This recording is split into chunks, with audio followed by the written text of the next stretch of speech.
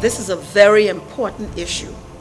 And we've been talking about it for years, and we have allowed a predominant impetus. I call it greed. That's my word. We've allowed that to mandate how things are not done, and we are paying a price. Climate change affects us all, and North Eleuthera High School head girl Kezia Johnson sought to bring awareness to scores of young public primary and high school students at the recent inaugural Climate Change Guardians workshop hosted by UNESCO. What can the youth do to mitigate climate change?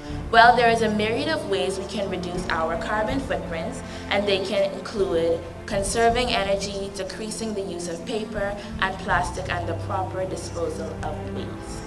So instead of purchasing 4 bottles every day of water at the tuck shop and then tossing them into the trash, purchase a reusable bottle, preferably a metal one that keeps your water cool all day.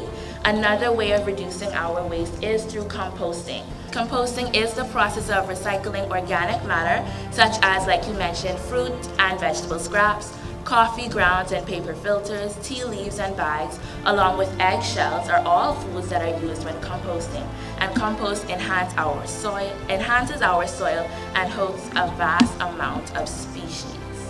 Essentially, chlorofluorocarbons, when released, damage our ozone layers by placing holes in the layer, allowing harmful ultraviolet rays to enter. So using ceiling fans is a better option in the long run to save electricity and limit the amount of CFCs that are released. I'm Adama Williams for Ed Talk.